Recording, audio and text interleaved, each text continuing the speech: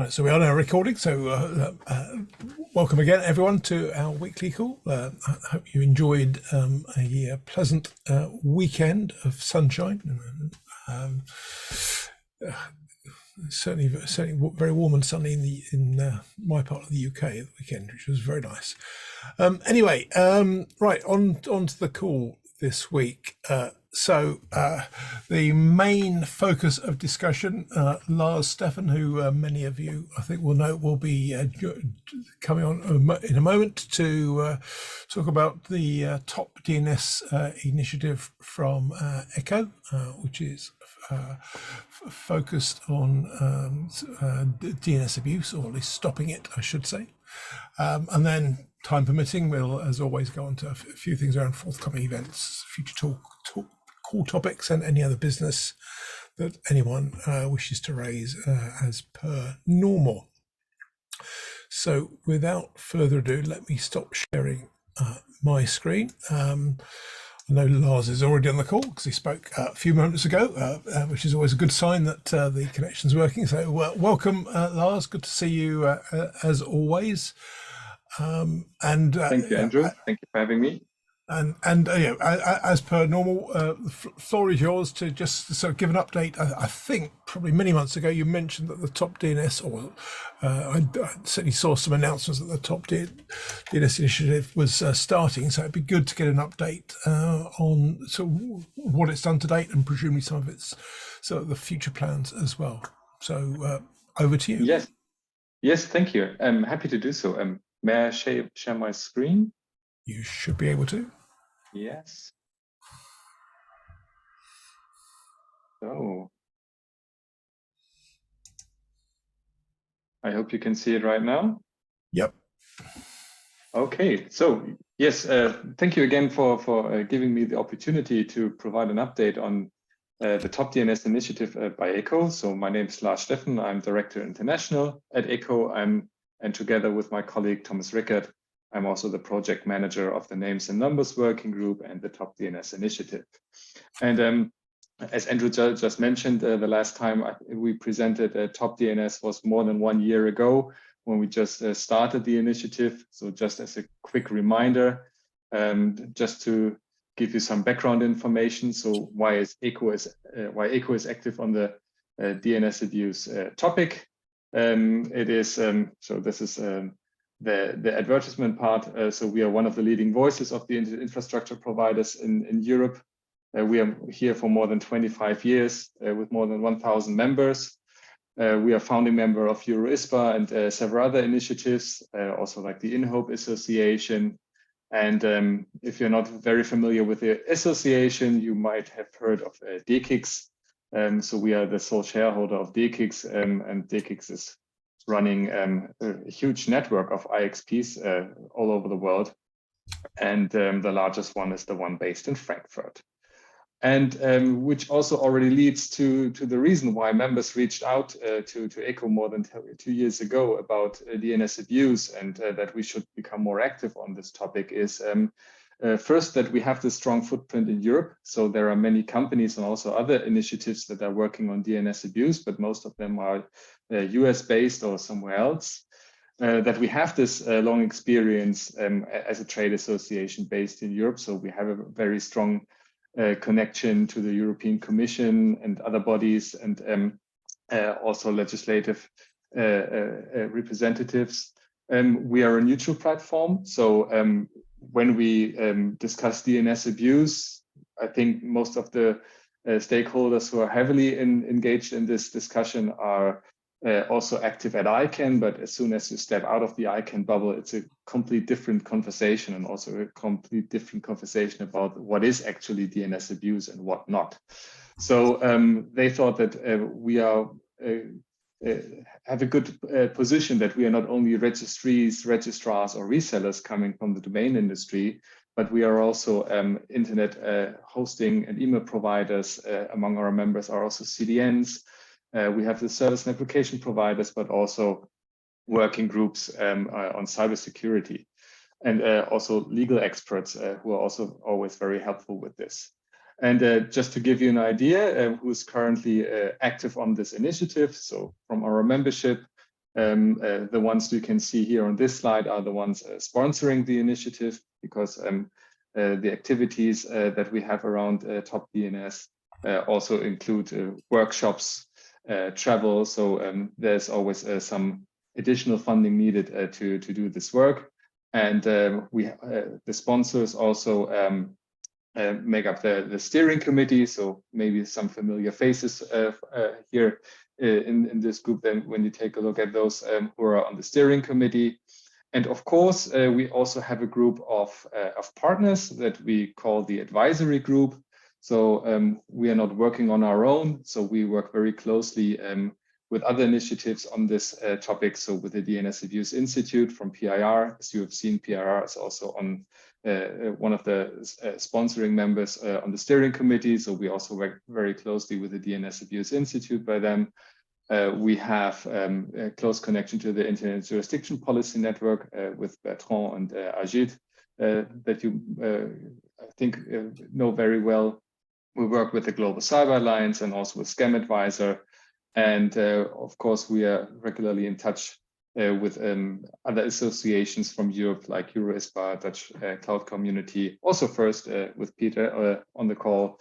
So we have a network of partners and members that we can build on. And when we started the initiative, those were the short-term focus areas that we were focusing on. So one of the main goals is to break the silos. So we have the ICANN community, we have all the other stakeholders outside the ICANN community, and we would like to bring all the different stakeholders at one table. And how we do this, you will learn shortly. We work together with the other initiatives, so in a complementary fashion, because we have to use the time and resources of the stakeholders that are involved in this discussion wisely. And that we have the opportunity with our broad membership to broaden the discussion among different internet infrastructure providers, and not only focusing registries and registrars at ICANN. Because when you follow the discussion in the ICANN bubble, we say, sometimes you get the impression that there are people who think that registries and registrars have the silver bullet to solve the issue, what is called DNS abuse. And we would like to have a broader discussion about roles and responsibilities, and who else next to registries and registrars can play a vital role in this. So we try to educate people about the limitations that ICANN has. So when you have the discussion about DNS abuse inside the ICANN bubble, it's different to the kind of conversation that you can have outside the ICANN bubble.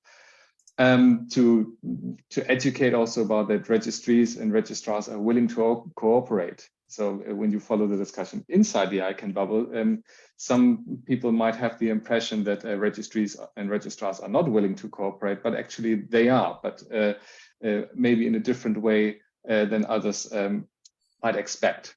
And we would like to be a forum of exchanging thoughts and ideas, and also best practices. So what did we actually do throughout the last months?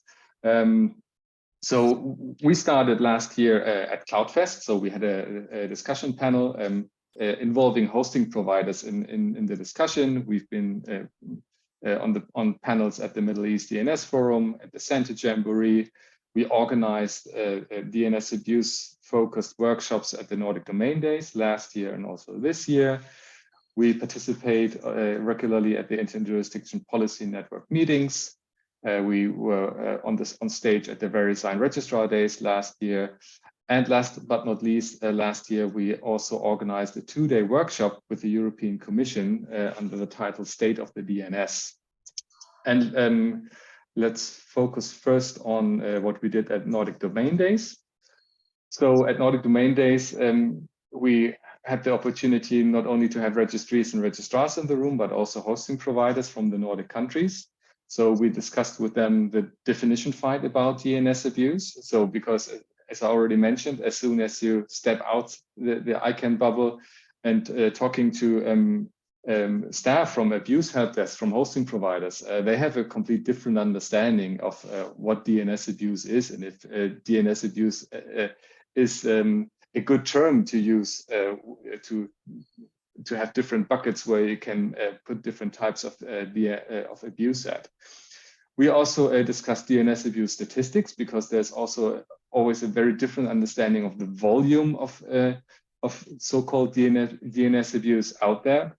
So at ICANN, for example, where we have regular discussions and also sessions about DNS abuse, sometimes there are also presentations involved where you see very high volumes of DNS abuse. And when you reach out to those people that give those kinds of presentations, they will also tell you that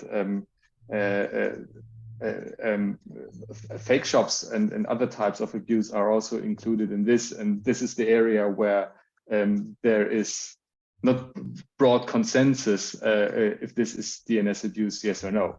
Which doesn't mean that people don't think that this is abuse, but it's always this definition fight about what is actual DNS abuse and what not.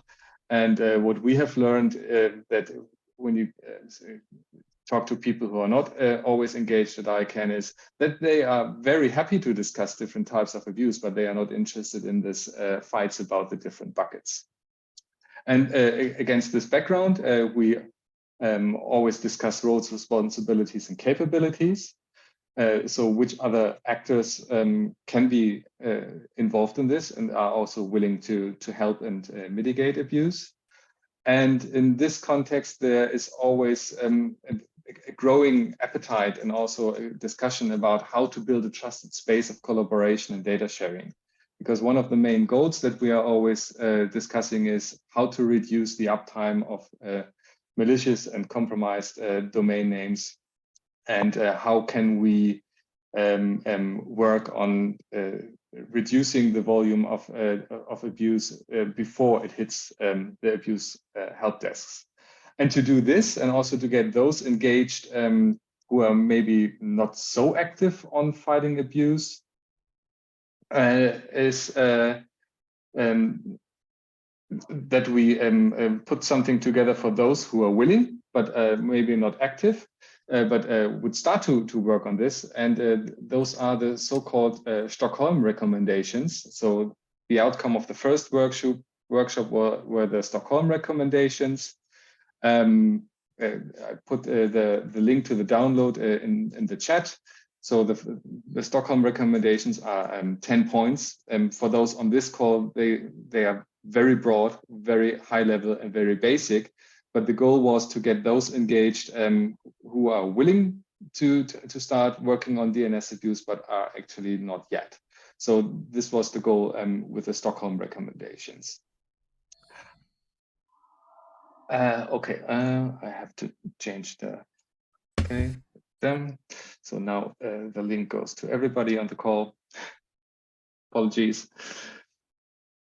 And also based on the discussion that we had in that workshop, and to prepare for the one that we had with the European Commission later the year, we did something that also Peter is and was working on, and that is to have a starting point for a discussion about who can do what. And this is the topDNS abuse table, or only a part of it. It's actually a 2-pager, and I also put the download link to the chat for this so that you can have the full table.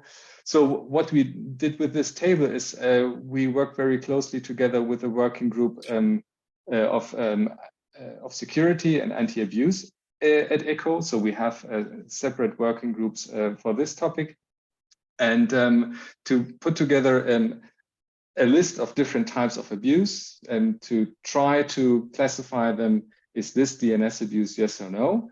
And also to give an idea, okay, if you are facing this type of abuse, which intermediaries you could or should reach out to take action against this. So we took this this table to the workshop that we had with the European Commission in November last year.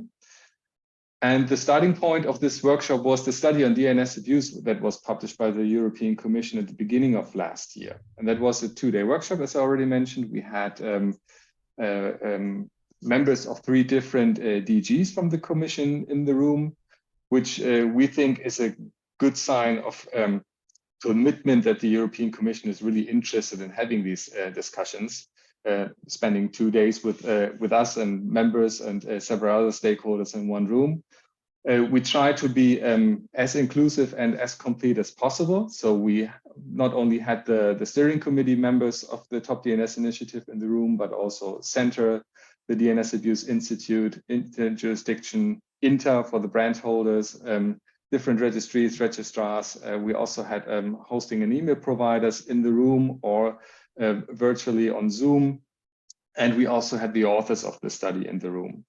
And based on this setting, we had a very nice discussion with all the different stakeholders, exchanging views, thoughts, and ideas, discussing what is DNS abuse and what not. And just to focus on one little aspect, because we included this in our first comment on the DNS abuse study by the European Commission, is that the term is now included in the NIS2 directive. And when we commented the DNS abuse study by the European Commission in the first place, we already warned them, beware that you have now a piece of legislation in the making that includes the term DNS abuse without providing a definition in this legislative. And on the other hand, you are publishing a DNS abuse study, which includes a very broad definition of DNS abuse, which actually says that everything bad that is happening on the internet is DNS abuse. So we also emphasized this aspect. So I can also put the comments that we made in the chat, if you're interested to read this. And what was the outcome of that workshop? So as I already mentioned, fast takedowns are key. So we have to improve abuse handling along the stack and also encourage people to automate processes, because otherwise you won't be able to handle the volume of abuse that you see out there. As I also already mentioned, one of the major goals should be to prevent abuse before it is reported. So building trust among the different stakeholders. What we've also learned during the workshop, that a personal connection everywhere in the industry is always very helpful. Also, a cultural change was discussed, because in many companies, handling abuse is still perceived as a cost center, but it can also be a profit center. So if you can explain to your management that abuse is absorbing a considerable portion of your infrastructure, and you can put a price tag on this, then you have a good starting point of internal discussion, how much is absorbed by abuse on your network, and how much do you have to invest to clean this up. So if you calculate this in the right way, it might be also profitable and a positive investment to invest in these efforts. And as I also already mentioned, there are these discussions about a trusted space of collaboration. So our one of our favorite examples is that we one of our members from Real Time Register, Theo Goetz, for example, he's always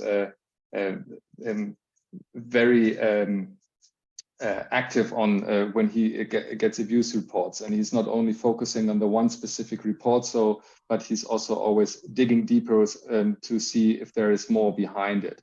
And if you would be, if he would be able to share his expertise and also the results of his investigations with others, and if those who trust somebody like Theo and in his work and in his investigations can pull this information from this kind of network and have a closer look at it before they get the report from external reporters, this would be something very helpful.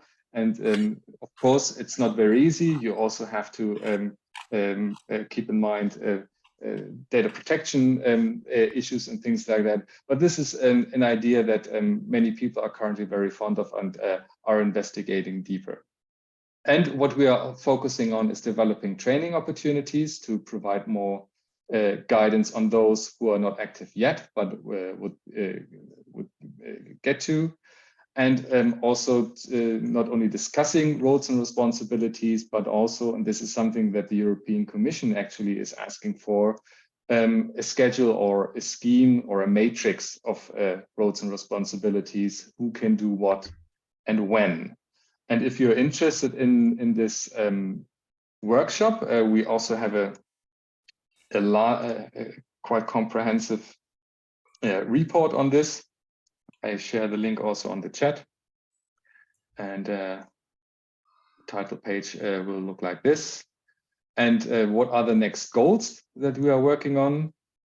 So as I mentioned, trainings is something that we identified as one of our top priorities. So we would like to, at the end, in the second half of the year, produce training sessions for hosting providers and their respective abuse help desks.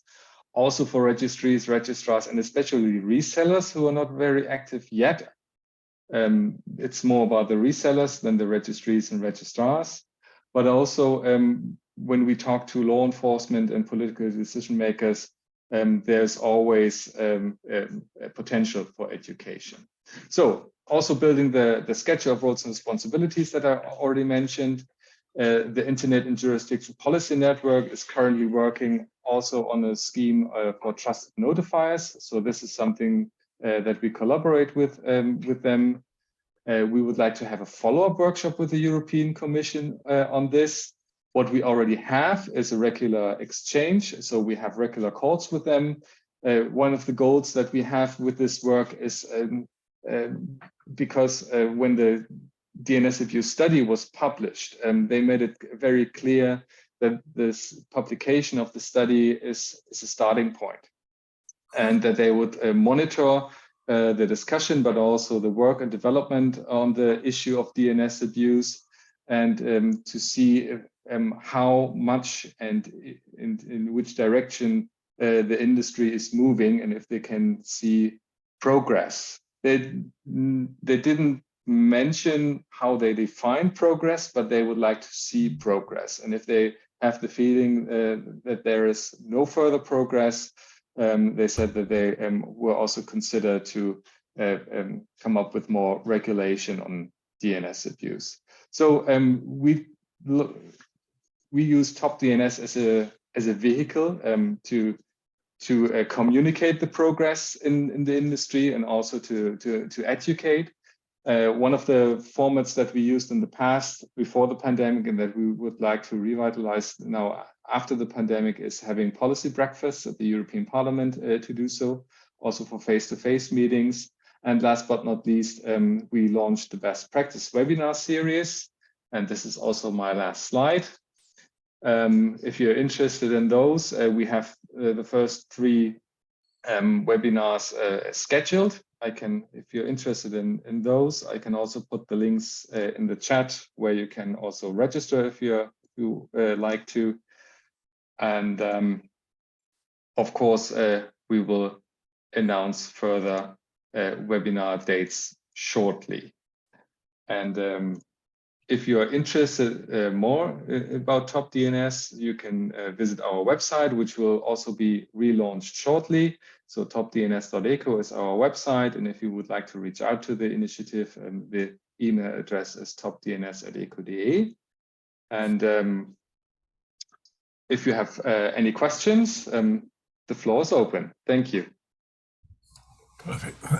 Thank you, Lars, for that update. Looks like quite a lot's happened, but as always, plenty more to do. Maybe I'll kick off, give people a chance to think. Looking at the table that you put up at the start, and you mentioned around sort of definitions and so on, I'm curious, perhaps let me put you and Peter on the spot to know how similar or different your and the first definitions are. And just a reminder for people that might not remember, Peter is, if I say, the ambassador for DNS abuse for countering DNS abuse, I think, rather than for encouraging it. So as I say, genuinely, because I see a lot of different definitions and sort of taxonomies being bandied around, which sometimes it feels like that takes too much energy away from, so what are people actually doing about it, rather than worrying so much about competing definitions. So I'm just curious if they're broadly in agreement with each other or there are significant divergences. First of all, I have to apologize that I forgot to mention Peter in the advisory group. I hadn't updated my slides early enough. So, first of all, apologies. And actually, Peter is already in touch with Patrick Kötter. He's the head of the anti-abuse working group at ECHO. He's also involved with AbuseX and SysFor. And what we are actually currently working on is to schedule a call and to put the two tables next to each other and to have a discussion where are the similarities and where maybe not. As you can clearly see, the matrix that Peter and his colleagues produce is much more comprehensive than ours. Ours is more condensed, because when you have a workshop with a very diverse group, you have to keep it as simple as possible. Otherwise, people will put it away. But we have this. We already started the discussion to put the two tables next to each other and to see if they are matching. But I have to admit, it's not final yet. Yeah, I'm looking forward to actually when we be able to get together and chat about this. So for us, we were coming from the point of view of incident responders, and we were looking for who incident responders need to get in touch with to be able to help them with preventing, mitigating, and defending and detecting. And I think one of the aims of your table was to point out to people what isn't DNS abuse, or what, so there's slightly different aims from it, and we've ended up in, got a different group of people, but we definitely want to collaborate in the near future. We were on the DNS abuse SIG was on a break for a little while, and then you were busy, and yeah, so I think it should be soon. We'll get together. Looking forward. Likewise, thank you. So Peter may have just frozen then in his excitement to converge the two lists. Okay, thank you. That was good to hear that there could be some convergence there.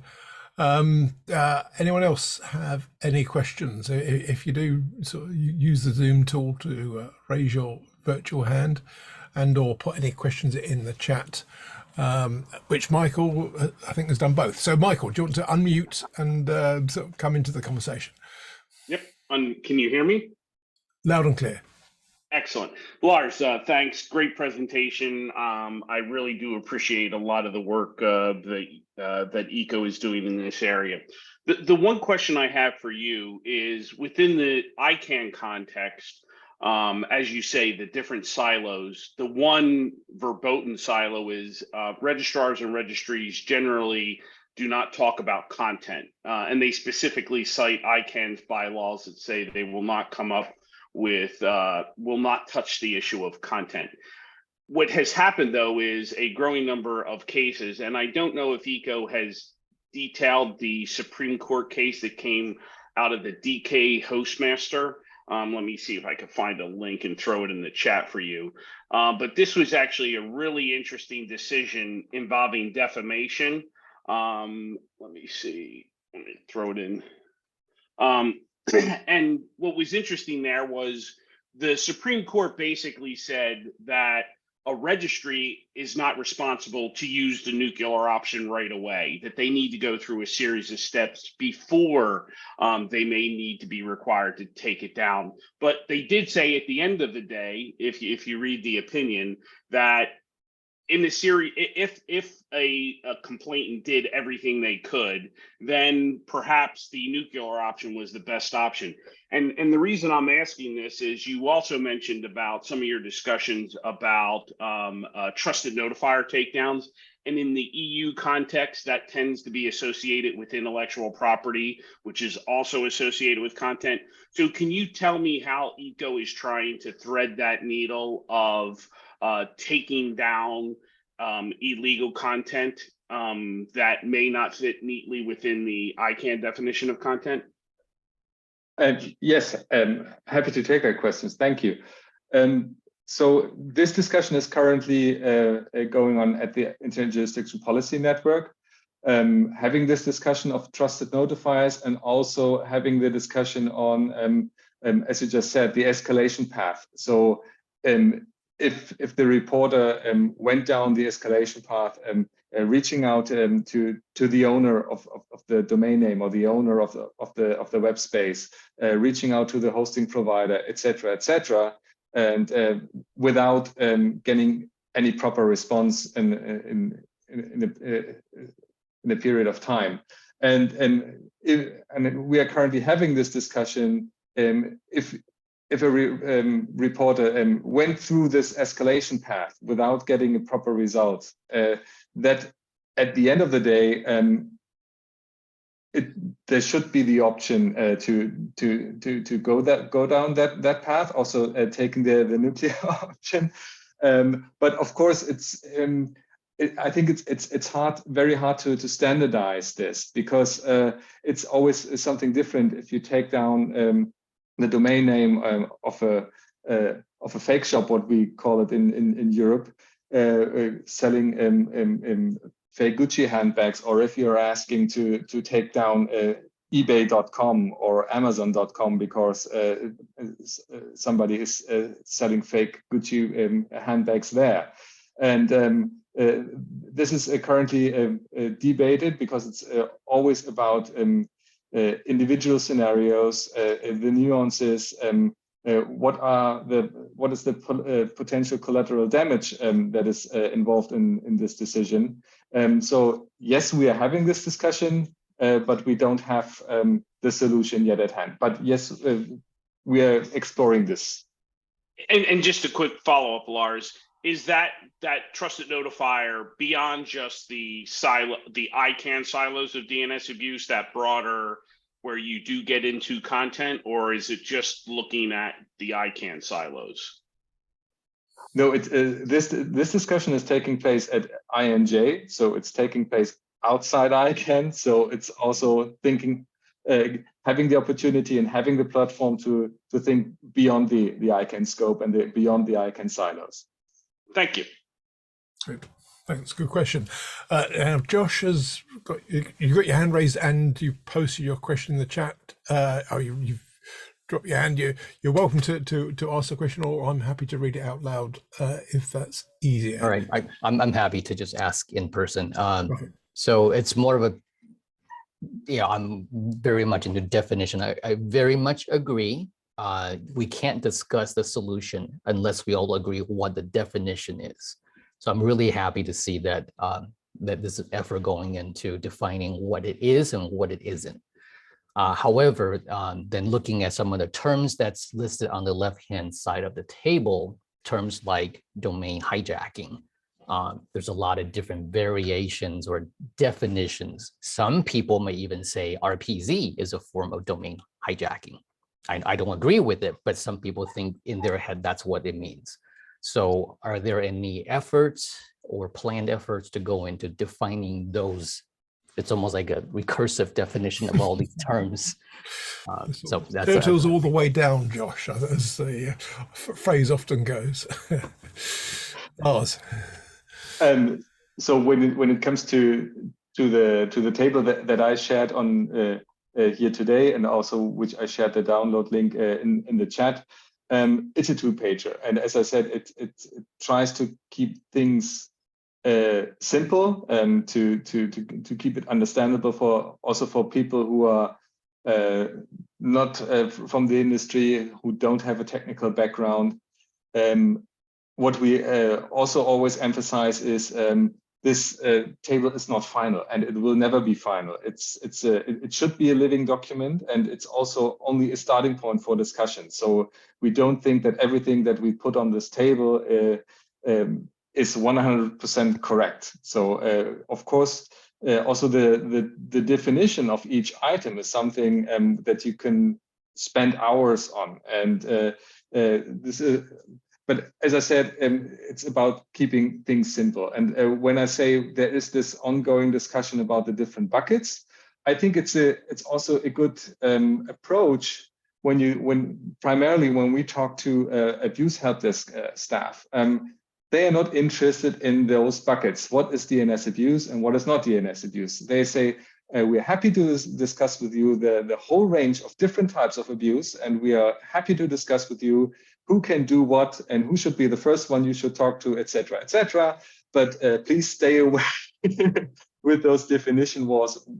What belongs into the bucket of DNS abuse and whatnot? They are not interested in this, and I think it's fair, because the term DNS abuse, at least when you follow the discussion in the ICANN context, it's such a loaded term already, and everybody who's involved in this has different understanding, different expectations. Also, the definition of taking action. So when somebody is saying, I expect somebody taking action, and somebody saying, yes, if I receive a report from you, I will take action. But what does take action actually mean?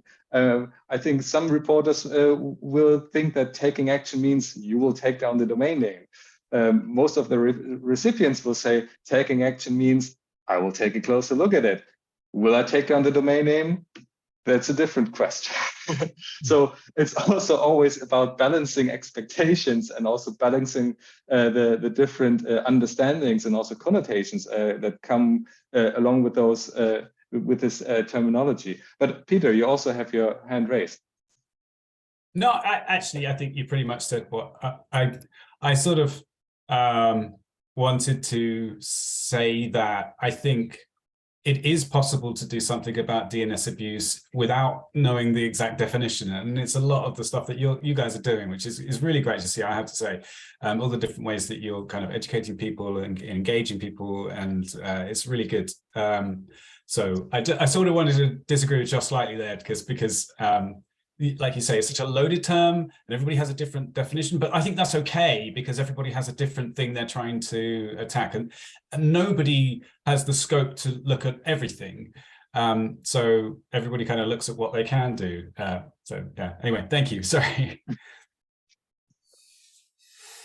Great, thanks, Peter. I'm not seeing any more hands raised or additional questions in the chat, although Michael's helpfully put a reference to a case which gives a detailed analysis, which is helpful. So thank you for that. I think that's the look at the Supreme Court case. So that's one for reading afterwards, which would be really interesting. Yeah, I think we'll perhaps draw a line there. So Lars, thank you for that update. I think, as always with this topic, it looks like there's lots been done and lots more to do. It's a sort of initiative that probably Echo would never quite finish, or the other interested parties, but good to see that stuff's happening, and you're engaging with people like the Commission as well. I think that's really helpful to get them on board with your thinking. So what they do hopefully is guided by some expert input, which is extremely helpful. This is actually what we try to do. Yes. Yeah, indeed. Brilliant. All right. Well, thank you for that. We'll draw a line there. As always, please, you're welcome to stay on the call or not, as your diary dictates. Let me just reshare my screen. I should just refine my slides first. Bear with me a moment. Oh, there they are. Right, so I can now reshare my screen.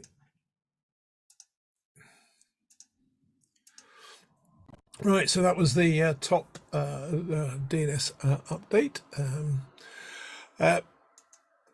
This week I've not because I've not had sufficient time, because I had a busy weekend. I've not yet done the news headlines, but I will highlight two things with more to come when I send out the sort of delayed headlines update. One is something which we timed out last week. I didn't have time to mention that ISCs have announced within their Kia server that they should have support for DNR. So for discovery of encrypted resolvers using DNR, which at the moment is scheduled for the end of June. And to my knowledge, that's one of the first examples of software support for DNR, although there may well be people on the call that know otherwise, but I think that's worth mentioning.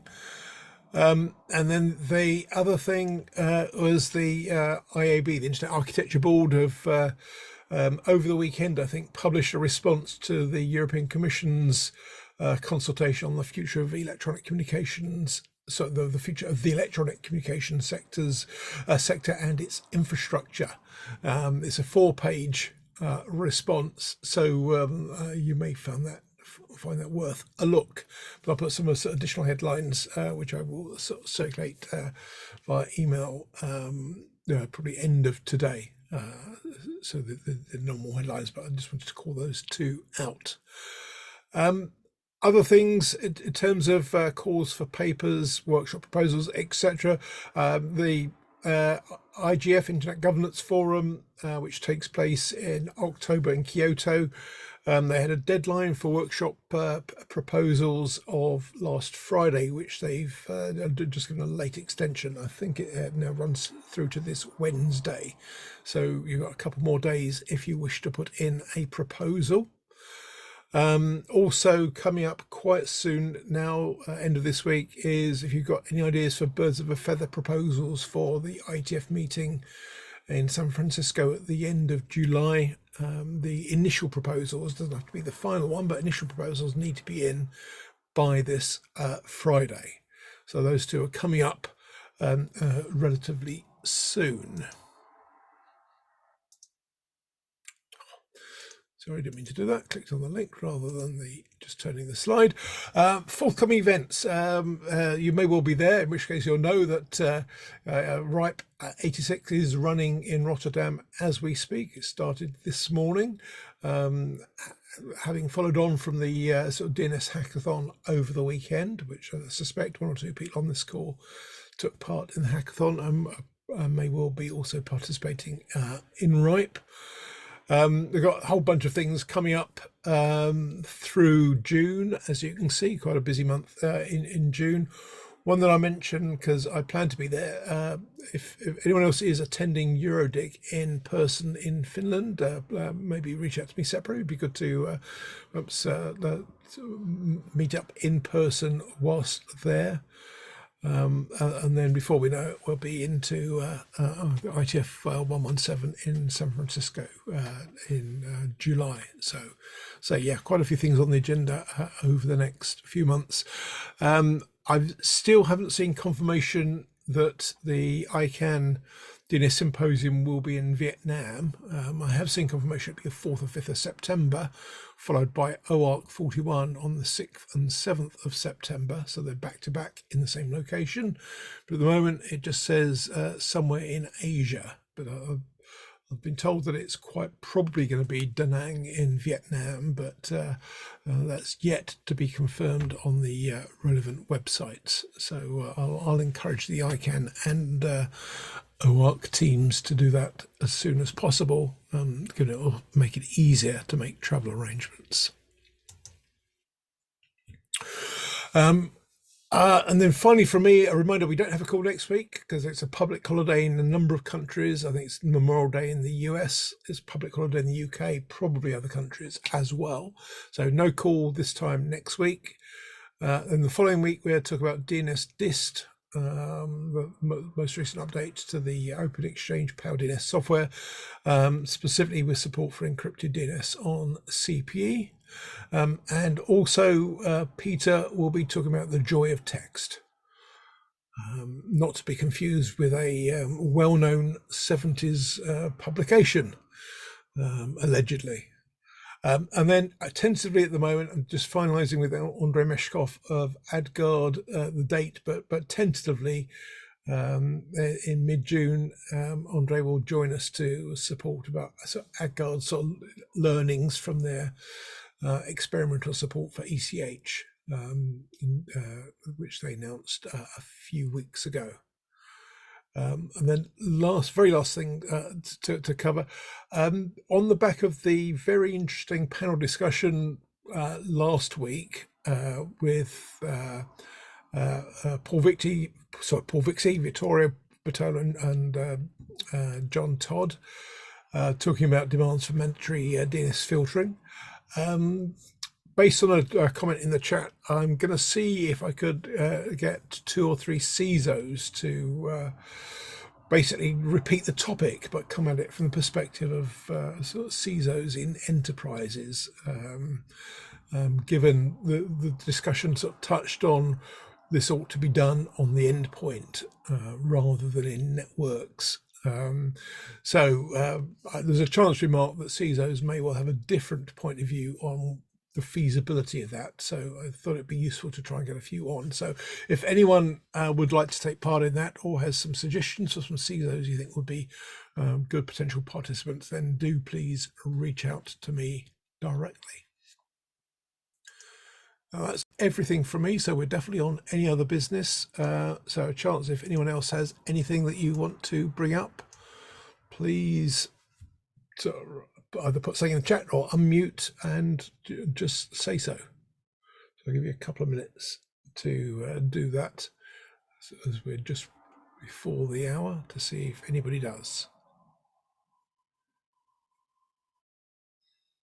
I'm not seeing any hands raised currently. Just give you another few seconds.